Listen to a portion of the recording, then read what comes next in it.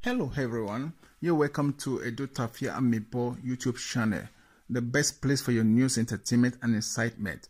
If this is your first time of coming to this channel, don't hesitate to subscribe to us, and while you are there, please click on the notification bell so that next time when we drop any video, you'll be the first to be notified. Thank you so much and God bless you.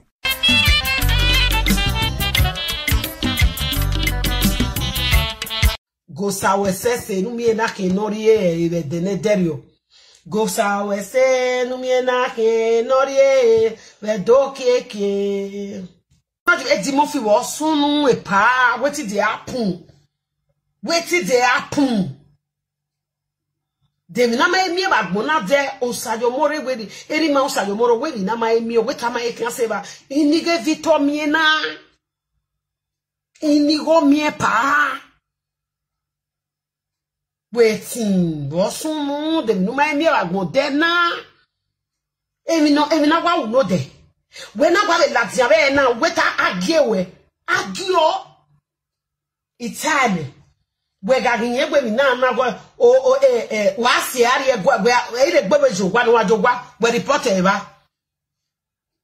And a boy now, Kamu, a kigini, or Banadona, where am I the Omana tabe ona kawe social media kigi atie edimofie take time egikole cost your own. It's very bad of you. Change face of where ogoma awu ohun asi omana nato a pastor we gugwe in win pastor this 1 week now madi muwe in win Victor na wa muwe okay obese president we anu you we pastor e kana ke change pa eni na kweni na Wakiade dagbo when so I say a man panate gbinosu orisun awe pastor never CAC o ma change gbinosu ki gbinosa.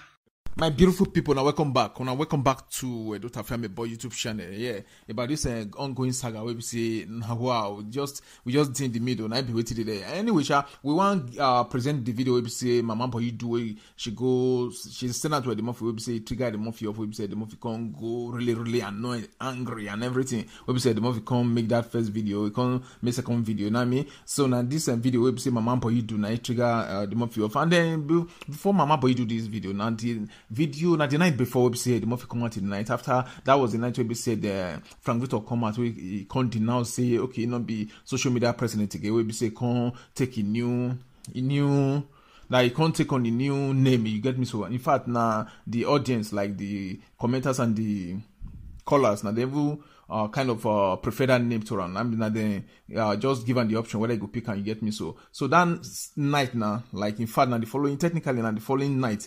Now the following day, but now still that night, but the following day because you don't pass 12 o'clock where we say the month come enter line, the month come me that audio, you get me? So now like come me that audio, where we say you can't use start to talk to Frank Victor, although you don't mention your name, say nobody they challenge the name where we say you go pick in short just like say basically say the name where we say the Frank Victor pick the new name where we say pick say no good, especially to the people we say come from our own kingdom, you understand what I mean? So now that just did it. So now waiting just trigger Mama Boy of Stevie that one we say Mama Boy make this particular audio.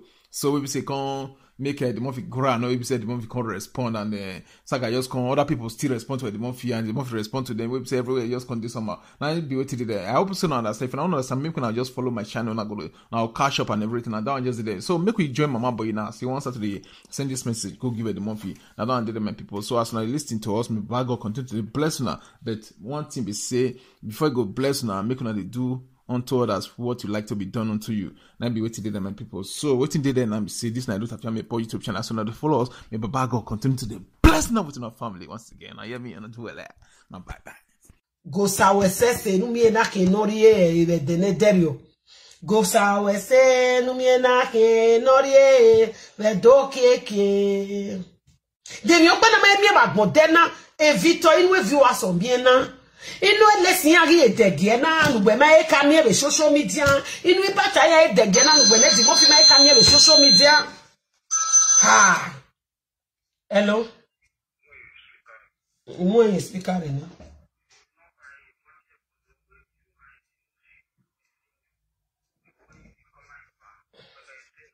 Okay, your man. Imagine say yes one never made the gwale nonsense. I don't need nonsense here. You understand? I got a bros, you got to see the hear me whether you be sister. I go open you later. You understand me so? A jealousy over show me beware. Oh why? E pa igwe nu jaga be video nu 2-3 years ago nu gbe nu je.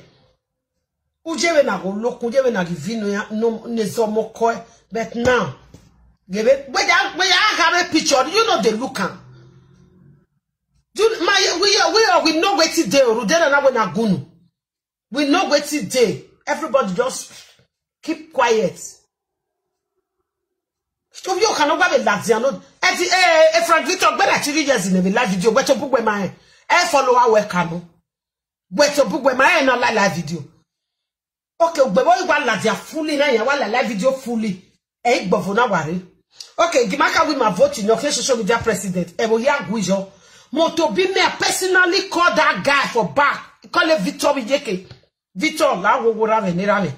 Mo social media president joto. E nini ma be favor ma no mo e. Ama ibu boke we do favor. La wo. La wo mo joto. Oni na go ma mo mi. Ona generi ye menita maybe ma be call e o ri mo pa. Ona wi mu joto. Ona ti wa ya fefe ona make sure make a peace with everybody. Dobe mu wa lo we gbe. We ma e kigi ya nivo iwo ma ki e boutique be do de boutique gi na ma ona gbe king neneni boutique jo e ti mo fi amaya go re ba ni wa uwo ma ro pa e ni gi oba se ki bo ni akin oba so han wa this way do ni bo ni akin di mo fi why na papa epa why are you doing all this epa we me Owe awe nye se na ya zaje ejo to demo. Ae basi undan. Begbi ma ya fefefe. Neken ajoero. Ni mamie na zaje si joto. Ruduga miyo wimebo do. Obasuji. Uwahe ni gyoba. Jesus Christ. Amana he ni gyoba. Domana kari he. Demina kari he gyoba. We no give of social media. Here di Mofi. Hello.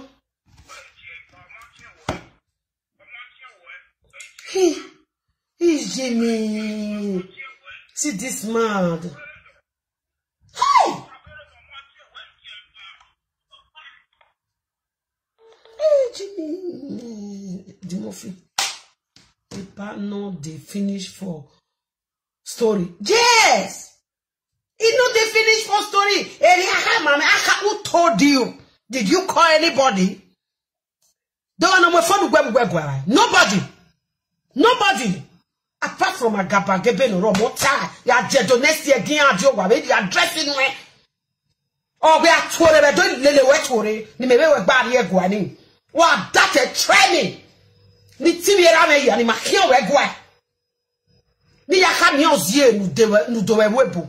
Abe si di we ya. Iseve ya yi. Ele se do e. Wetin dey worry you? E pa wo sunu. Na awe na. Eze de bege mi no muse. E bege mi no ma. Ha wetin. E pa di mo fi. Wo sunu na pa. Wo sunu. Do ko no nyowe. Wegbe na. De nyo pa ne. E boy na ri emi. Ebe ne social media na bo mie. Hello. Eh? Aba Vaji.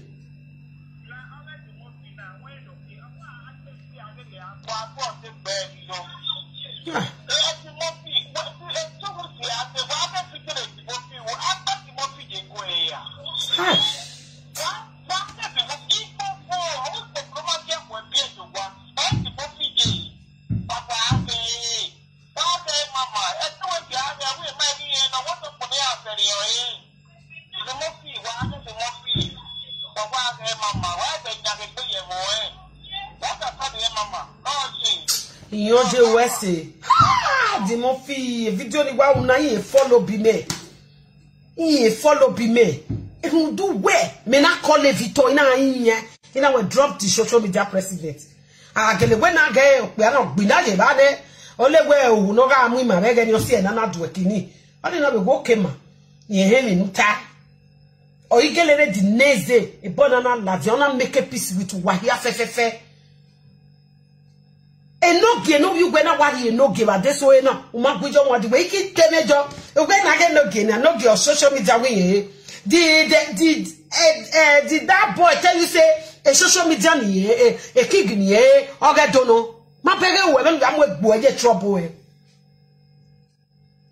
e di mo fi mata na we mu eke we gwa we mu eke we mu ni be do ni social media hello ma yo bavan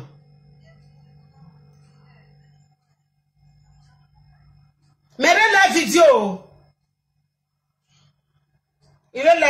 la video ati wa gbere gbe so what does not Eddie Murphy was sunu e pa wetin dey happen dem na ma emi bagbo na de Osayo More we eri ma Osayo More we na ma emi o weta ma e kan se ba inige Victor mie na inigo mie pa wetin was sunu dem no ma emi bagbo de na emi na wa wo de when I got a Latia now, weta agio Italian. We got in here when now was the area where report ever. And a boy now come where a kid in the air or banner don't know where I'm magic wama. I'm not telling you, I social media kiggy. At the Murphy take time, and you will lay cost your own way. It's very bad of you. Change. Face of where Ogoma Ogoma Siomana Nato. A pastor will go with in when the pastor is 1 week now, Maggie Mue, in when the Victoria Wamue. Okay, best the president in where you were pastor.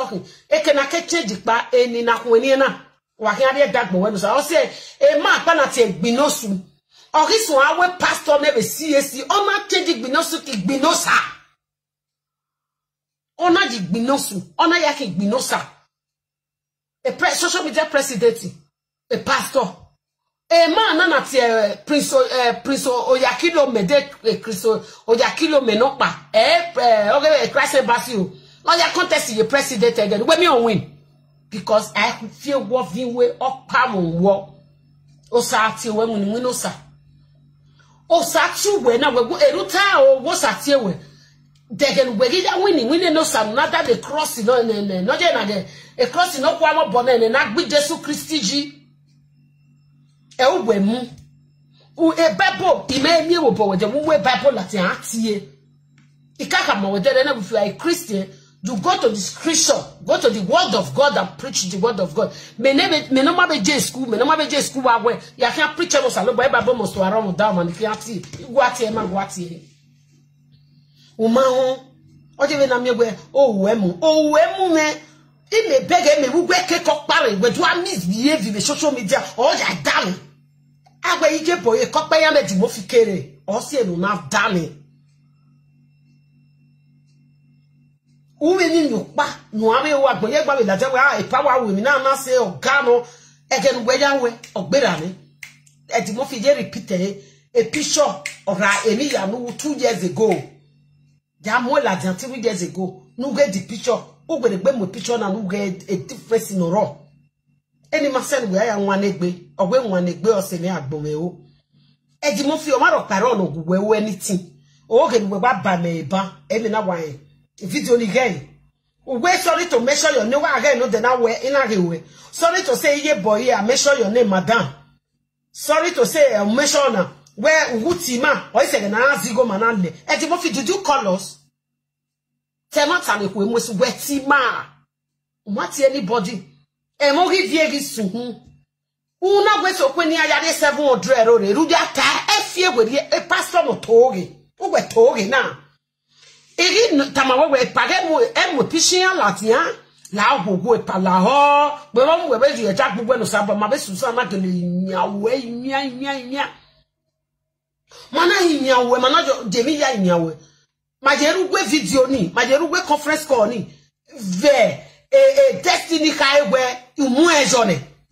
Pawe ya mui, uwe ya na ya mui. Majerugwe call ni, waka mi ma wa prokofiene. The next day, pa wa mui, yage kometi ni yang benejo. Unagwe, soko ya de 700 erore. Iya ifama na ade 700 erore hunwe. Ena we no ne bia ja gwede. Oh, me mwata me mare wanata. Why we gbe mu meje yana ta we ti mo fi gbe so kwa yare 700 erore. Ena we pa ba ya gwede. Eni ja no we conference call ni man ni record ya be de do akperu madam yo. Ena we bia je 700 erore gwede. Uwi ma ade 700 erore agwagoa. After we to call him privately. Bi mama we ki konjone, bi ga we la video ba ya ko. Ona do tie me privately. Ona to explain mama we mi no sie ne nuna we no rigo ni re o mege so gba kan pay ni lawyer which is 7 something. So una we ba re ni go do wire pay na we pa. Gbe me na ya we. Okay ti yan ma ki gwiwo. O ga ki pay go ni. Ina ji gwazo ma gba uti eme ra uti Susan. De 50 euro be gwiba ma iri ere una gu ma ere ri oni una wa ma gwa ane ni wari ere o ede ya ede matani wo ko ni mea ni ari go de ja po picture yi o yi ma ari go ni re umu yi ede ya sunu e pastor wa to oge e pa di obo ye Victor Ekuri e o wo bio e okun no kun ni oba if no di kun no kun ni agu no ma wokin aja wokin ya gbina yanu gbe gbina wa gbina se wo igbina ma yanu gbe gbina na eche ya gbugbo eje si o ma se we atuta yo gbugbo kenu we wo go mo na o kenu we ni yana ya gbokin we yese ni eche tag we ya gbokin we yese o ma je ku we ba o na die ni ki o oke wo oke pa na gbe ba oke pa we ki ru de na gbo ya na nwa. What your can what's your pa? No man no way. We my enwe king, enwe evanidia king, but this way doni. No, there way guy, I'm a boji moto. I'm a boji moto. Again, the tuke na gele are way doni. King nenemi, or the king nenemi, benole moto. I must stop here. What if a few moto no that moto no that way go agbira.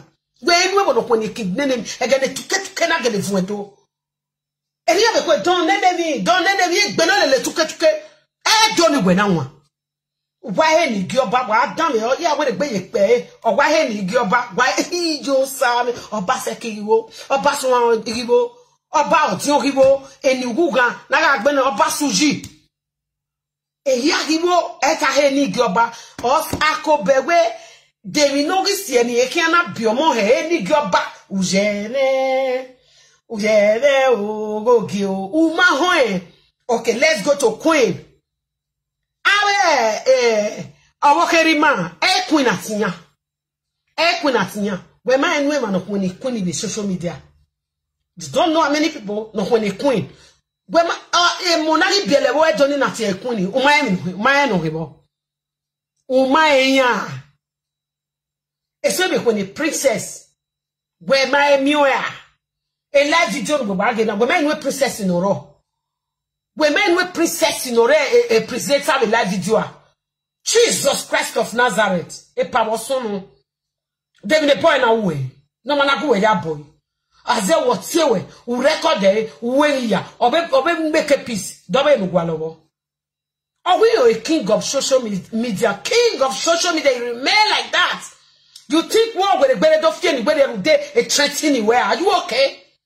E pala gogo ni mabe we na ke kokpare no so bi o kana so tele mekere na si so tele mekere na rekun se arekun la gogo pa a pastor can face the work of God. Leave social media alone. Carry your president, carry the go. When we president we working because a president ni imabere opano ya riba ejo wo table e tegete ejo but when we are we bonu we na if not ogie na pe gakeke we akin at any anybody can live video, okay, cannot pay with homage. But you fuck up. Because what's enough fuck up? Jealousy and EQJ. I can pay homage when I can with live video. That we have to ugele ho Elia no dajini. When a king give away Donia. Do you know? People use it on gas name, everything. Do you know? Umahoba king adaze king bright. Eyakbo. If we get to kebegeni. How you king Esco Black, King Nenemi, King Love all, King Lover boy, King Nenemi boy, King Nenemi. Ah yeah. Ah Eddie Murphy. Why? Huh? Uge ite mokpaba. Mokpaba. Uwe no ge here no ge. What we no ge of social media. Boy na make amugwegwe no ge of social media. Ah tired no there. You are a video ni ro. And the video ni here come a video ya save you die me said way. And me to be me ya save you computer me that video. The video uno there. Now that is a king of social media. We are all of us are going to save that video. A video ni ya gwe gwe ne zone go we agree. Oh we video en no when any ogyo ba. Wa ogyo ba na. Wa ogyo ba pa. Wa ogyo ba. Wa leave social media na yawa. No casu aka gwegwagwa no Eddie Murphy gado were gba via video we latia your boy you can agbere okonu latia if you come for me I'll come for you I go make sure I disgrace you to the last days. What be your problem? We are disgrace me maybe disgrace magbe wait now when igbina pa de say igbina nu gbe no esefe yi get gbe wa gbon we igbina pa no nene na wa ya sunu efe ma ni nu wo efe ya ko la jano do temo we almost to teme social media president ni ana riwe ana gele gbe bo na go na ri ni ni fo king of social media ya he we ne mo ya na bia de mo wo edo a king abiele bo tejo ba a king when me bi jo ba no la jan tedo ka we obo gusu o ye a king bravit pare Eddie Murphy la wo baba la wa face social media face bi atie face a pastor where return to center ministry back to center ministry face baba and aso pa that was one ime wa lele we 246 ibe wa when I leru be gu we na we ma bege committee member o ma bege wa lele we you was so cool na wa gogo na ma se ni pede no kin wa ri record wo ka do vie ma wo ri record u record e do ape da go ya mo picture mu de Facebook na wa the pastor e de le ba we na lele ina we man na e change e na gba ko gbagbe wa ri leru bi ati eme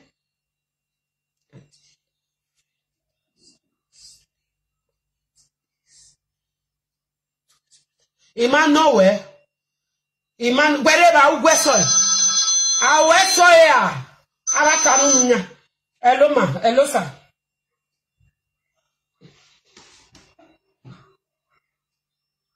Mlo imu eje one. Imu eje one ah.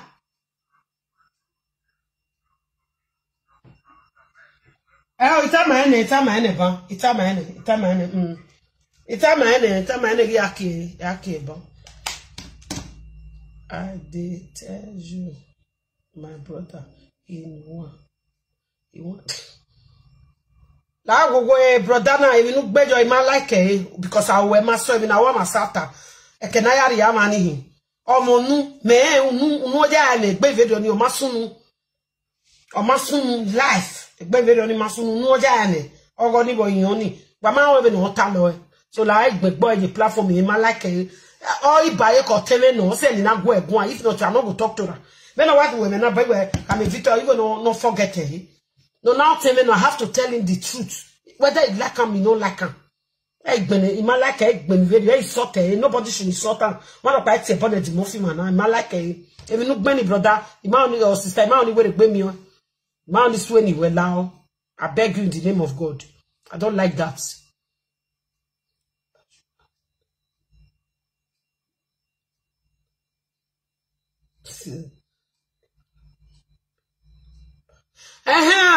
where you may ya imegwa ya em no do wedo pastor I know everything wa when it tell me and then one of you that had to when em no soon with that I will tell you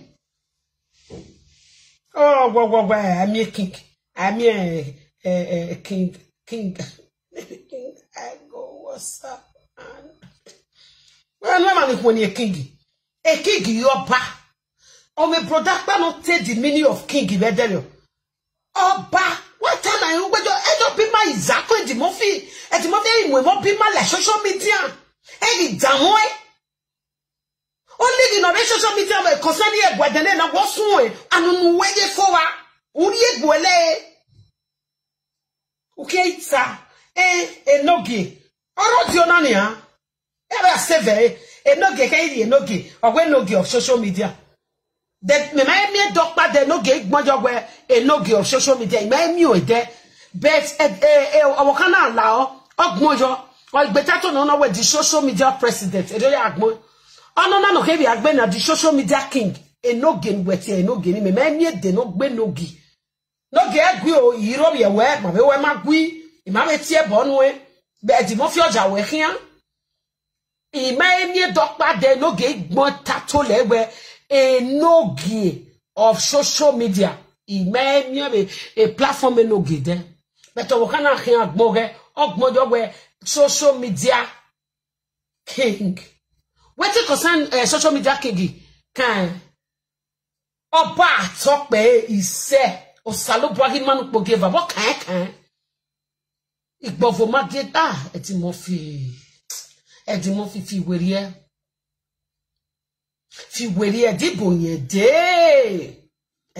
de na juza adegi na di ara gmogi magu wa kian babo tanitana ya de megu social media le bere ma edokpa ye be mo la janu dan me hoye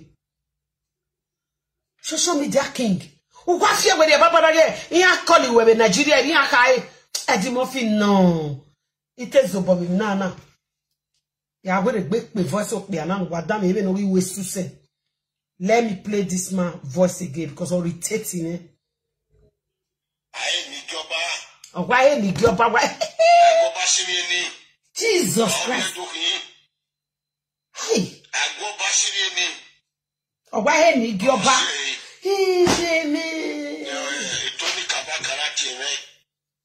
Social media president king now as a get now we are ona ido wore beta ma weta no ai ni joba just wait so owa koma any blogger ana ye when ana wa when ana on the when omo no weta wi yo ekengi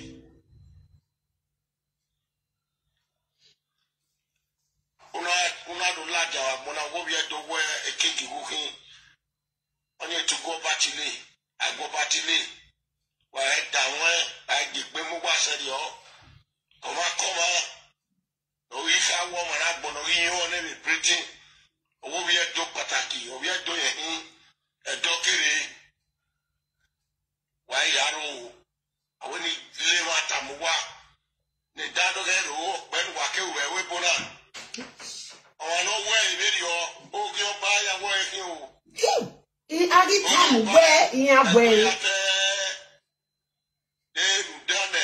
Saloba no poge bana gbele you mata fikino bana bana yo ai ye wo ya kuwe o gebe webo o gbe no kuno no ida won o ge oba no o na tamu wani anu e di mo fi wo o ge oba eni atani wi amate wo ge oba message wo ge WhatsApp wa we ni ka mo gbe ani ka mo go e message ni ape gugbo me WhatsApp we say dey na ge na tan e o e say dey wo ba wa no e o toa twa for Amona chigo poa awa iji eda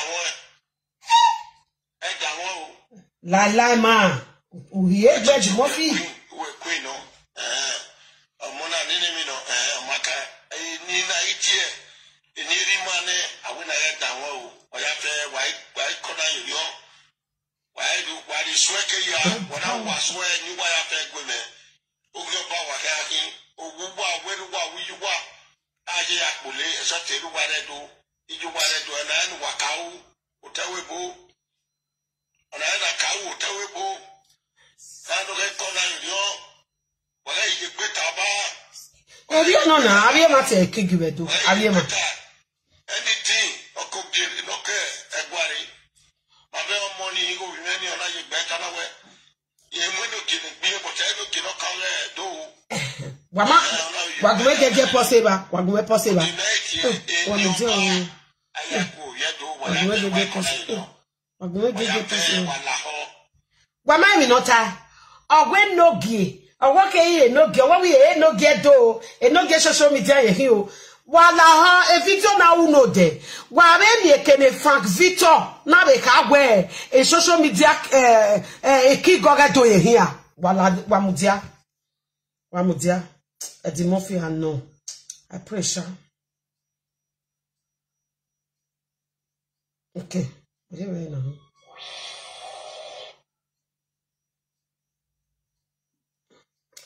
Oh, my please. Your Lord, not be my own. So, my people, that title that you people voted me is a genuine one. But they have hired under it to manipulate it as if I took their name. So, they have stained that name that you people gave to me. So, I'm sorry, I am withdrawing it down. Still to be the Umewa talk show. And I stand to say no to recording. No more recording people during conversation. A lot of our women are dying secretly inside the house. They cannot call people.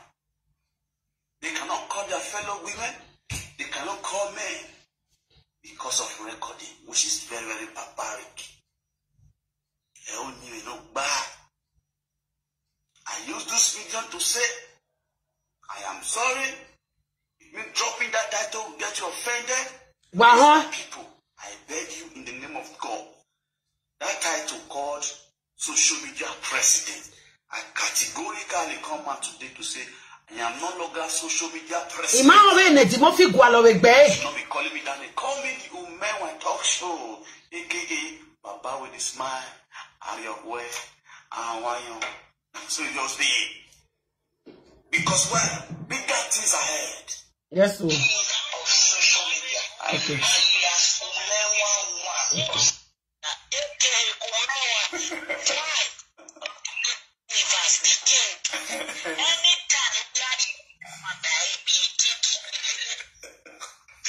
I agree with you, man.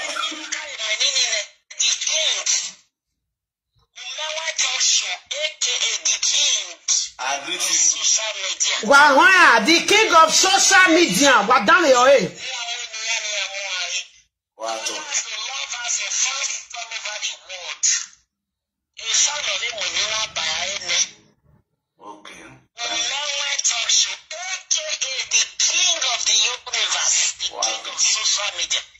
The king of social media.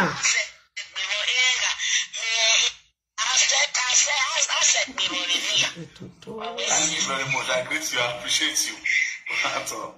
So, my people, more than the call. Okay, let me bring out my numbers so that my fans will talk, will flow. Not like fan.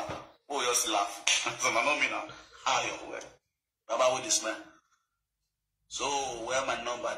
My number also. Somebody should help me tap my number. Okay. Was during that day.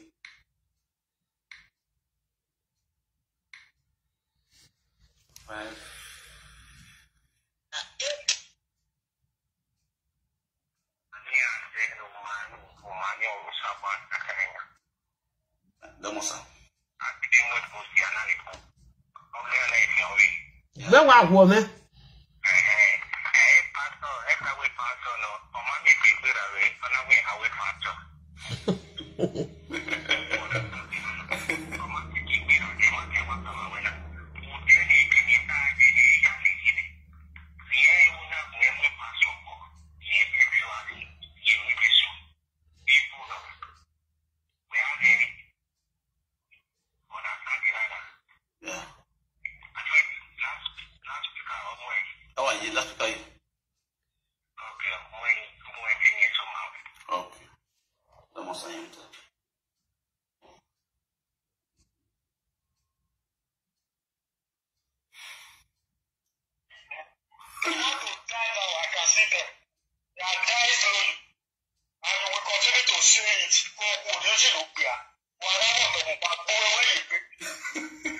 King is okay.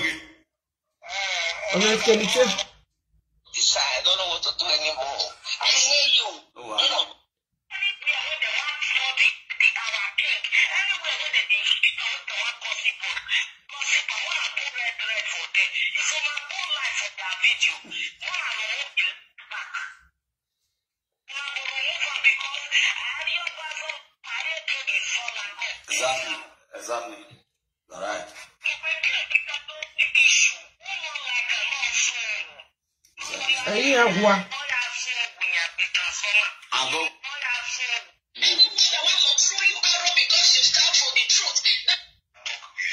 Okay,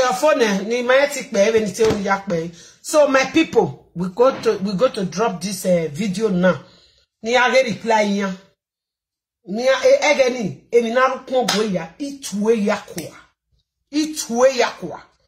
Because all book be do man we hu wa be social media oni ma go man no hu. Obi o kan no gba be Latin no de. Wa ma gegbe oko. Many people they use that king. Frank Victor is the social media king. All the social media in the whole world is the king. When we are president of the whole world, then we are king. So Frank is now the king of social media for the whole world. Do maguwe o, do maguwe ya o adejuwe. Da o maguwe ya o, do maguwe ya re ufise ya o. Era me bia me se pataki, iye me bia me se oja. Na wo e mage ya mi office ya o, ide o ne o e mage ya o dejuwa e. Ansa gbon ya ba o no jaje me e o e yo ma zo me ge ah. La gogo epa. Umaze de respect a pastor no booking change. Do ze de we pastor. Why a cross for? Why face a saga because a saga where I live. I would live. I would specialize in the Christian. No ne go preach ni. Uri he by she. A preacher pa every barrel me no ma be school me and we me have preach. I preach past you. I preach past you. La go papa. Era menera la go. Iwa nyawe. Ijera le mijeme da nyawe. Say otemenekere Victor from Victor do my denena is my junior brother. I made some wena. Otemenekere ino noe. So Edimofi, your boy you kana kure. Your boy ye kure or bugbeliti ao. O emine ebu yana wa gugbe Edimofi. Oma we respect you we respect you we kataban. Okay na pe ga we ga iraki the live video what's here. Ake la live that can pay o mejigwe because what we been human trafficking we work be nani o we be na kan o story so be gwe me o because you have a vioni la journey who will tell you le go je me ya gbe nani ile ye la dia sote we gba ye yore o gba mo picture ma la dia we na chetro make brief 50 euro make you comot picture. Everybody will say we live video. Epa.